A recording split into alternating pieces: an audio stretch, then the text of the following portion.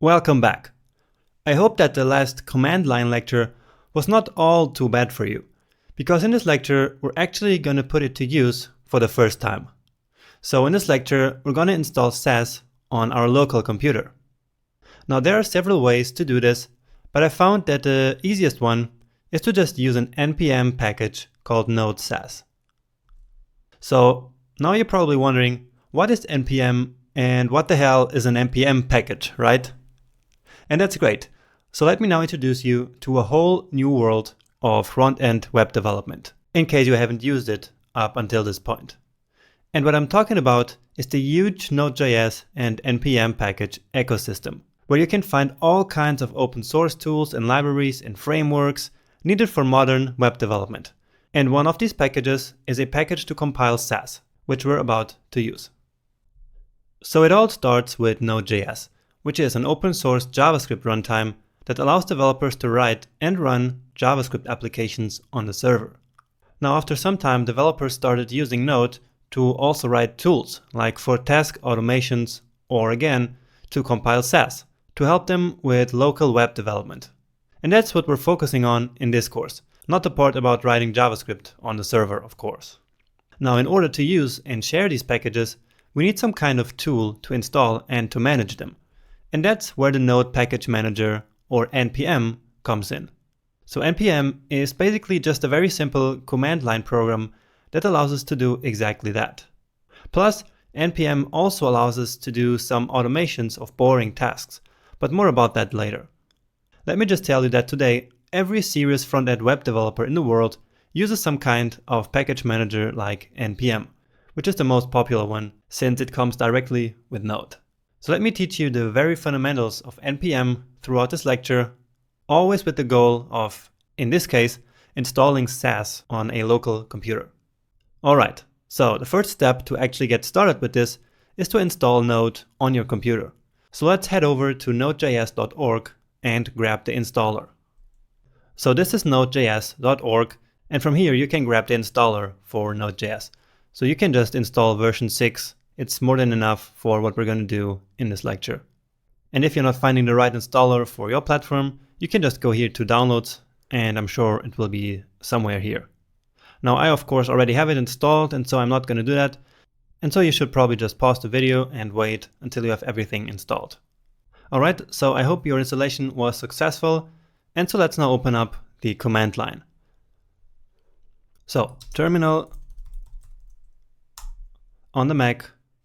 And if you're Windows, remember, just open the command prompt by right-clicking on your Start button on Windows. Alright, and so the first thing we should do here is to test if you actually have Node installed successfully. And let me just increase the window here slightly so that you can see what's going on here on my screen. Alright, so in order to test if you have Node successfully installed, you just write the command node and then -v, which will check for your version basically. And so if you see anything here, no matter what version it is, it doesn't have to be the same as mine. As long as you see any output here, it means that Node is successfully installed on your computer. Now, if you're using Visual Studio Code like me, you can also use the integrated terminal here. So there's a terminal already built into Visual Studio Code, okay? And you can totally do that, but in order to make things more clear and more easier for you to understand, I'm not going to use this one, which I use usually, but I'm going to stick with the normal terminal here, okay? So that being said, let's now navigate to our project folder. And remember how we do that? First, let's check where we actually are with ls or dir on Windows. And then I just change directories with cd, remember? So desktop, and then from here I know that the folder is called 1naders. And so I just write 1 and then tab, return, and that's it. Let's check if everything's there. And yeah, index, img, and css. So just navigate to your own project folder so that we can start using NPM right now. Before installing our first package, usually the first thing that we always do in a new project is to create a package.json file, which basically will contain the definitions of our project and where NPM will write the packages that we use. Now in order to do that, we use the NPM command. So since the program that we installed is called NPM, we simply need to run NPM on the command line. So NPM, And then what we want to do here is init. So npm init will open this program here. And so you see, this utility will walk you through creating a package.json file. And so this is basically just a simple helper which will create a package.json file for us. Okay? So again, this is usually the first step that we take when we start using npm on a new project. So we start with the name here. If we just hit return now, it will take this name here as a default, but let's just call it nators. The version is 1, that's absolutely okay. The description, let's just say landing page for nators. Okay? You could even leave it empty, it doesn't really matter. This also is not important. So we can leave all of this empty. Here you can put your name if you want, the license. And now it just asks if this is okay. And it looks absolutely okay to me, so okay. All right, and so here is the package.json file. So we can just open it, and here we go. So it contains the name that we specified, the version, description, main, scripts, which we're going to take a look at later, author, and license. So nothing really exciting here for now, and so let's move on now. So what we really want to do is to now finally install our Sass compiler, right? So let's do that. And it's very simple again. So we use the npm program, then install, and now the name of the package. And the name is called node Sass. So the name of the package that we want to install. And now we need to specify one last thing, and this will make it so that the package.json file is updated and lists this package as one of our developer dependencies. So what does that mean? It means basically that node Sass is a tool that we use to develop our project. So what we do is to say save dev. Okay, and that's it. So hit return, and it should now download this package and install it. So it's normal that it takes some time. All right, and here we go. So let's now take a look at the package.json file. And here you see, so this is now listed as a dev dependencies here, right? So node Sass is the one that we just installed, and on version 4.5.3, and it's listed as a dev dependency. That's because we specified, as I was telling you, this, where do we have it now? This, here it is. So here, this save dev option, okay? So this is like an option that we specify. And we said save dev, and so it's now installed as a dev dependency, okay? Now there are all kinds of packages on NPM. For example, imagine that we wanted to use jQuery here on this project. We could just come here and write npm install jQuery. And now in this case, we're not going to put a save dev option in here because jQuery is not a tool for development, right? It's a JavaScript file that we want to include in the project. Well, not in this project, of course, but this is just to show you how we could install other npm packages. And if you just hit return, it will also install jQuery, and that's it. So let's now take a look. And now you see that it's nowhere to be found here in this file. Now, if we wanted it to be here, we could also say npm install jQuery. So just a trick that I didn't tell you, if you want to see the commands that you wrote before, you can just hit the up arrow on your keyboard, and it will show you all the commands that you wrote before, right? So right now, if I move up, then it will show me the last command that I run here, okay?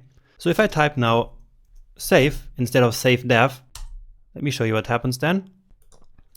It then creates here a field for dependencies, not dev dependencies, because dependencies are the ones that we actually need for a project. So in case of jQuery, in our project we want to use the functions that it offers us, while in node Sass, it's just a helper, just a tool for us to be able to use Sass in a project. Now maybe you've noticed that there's a new folder in our project right now, okay? It's this node modules folder. Let's open it up, and wow, there's a lot of folders in here, and they're all because of the packages that we installed. So here we see the node Sass package, and this is the code that actually makes it run, but this package here, it needs all of these other packages in order to work just fine. And that's why NPM installed all of these packages here as well, okay? But we shouldn't really worry about this. So just leave all of this in the node modules folder, and there's no need to ever touch it, okay?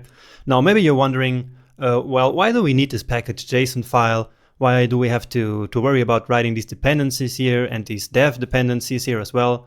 So imagine that you want to upload your code so that I can take a look at it if someone is not working right, okay? So if you have some kind of bug there, then you're not going to share this node modules package with me because it probably contains thousands of files and there's really no need to share these with me. So if you wanted to share your project, you will only share everything else, but not the node modules, okay? What you will share though is the package.json file, because from that one, I can then I can recreate this node modules folder, okay? So let's just imagine that we don't have it anymore. We can just delete it, in fact. So let's delete it. You should delete it as well. So this code is now gone. So if we wanted to use jQuery or Node Sass right now, we couldn't do it anymore because the packages are gone, the code is gone, okay? So imagine that we receive this project, and we want to reinstall these packages. So we can easily do that because the package.json file knows which dependencies, so which packages we use. So all we have to do is to say npm install. And it will now take a look at our packages.json file and download exactly the packages that we specified there. And so you see that now indeed the node modules folder is back. And in here we have all of these folders. And one of them is, of course, Node Sass. And also jQuery should be here. Yep, here exactly. So this one that we have here as well, right?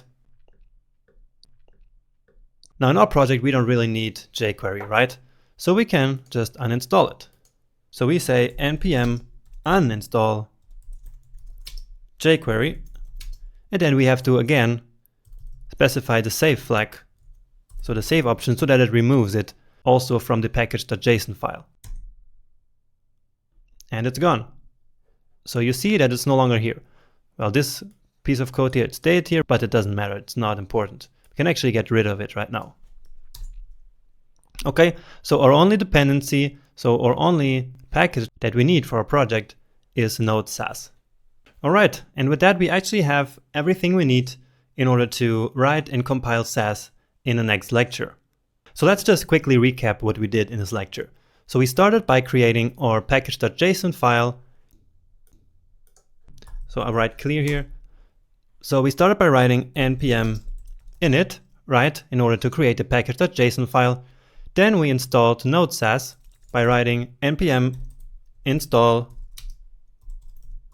Node Sass, and then we used save dev in order to save it as a development dependency here in our package.json file, which means that it's a development tool that will just help us building our project.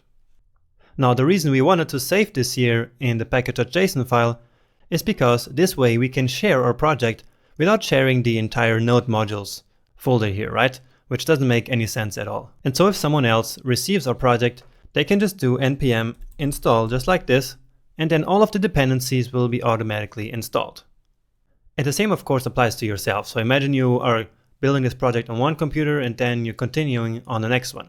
You're also not going to take the node modules folder with you to the other computer. No, you just do npm install and that's it.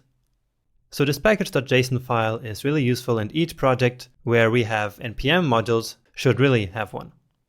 Okay, and now with Sass installed on our computer, let's quickly move to the next lecture where we're actually going to use it to compile our very first Sass code.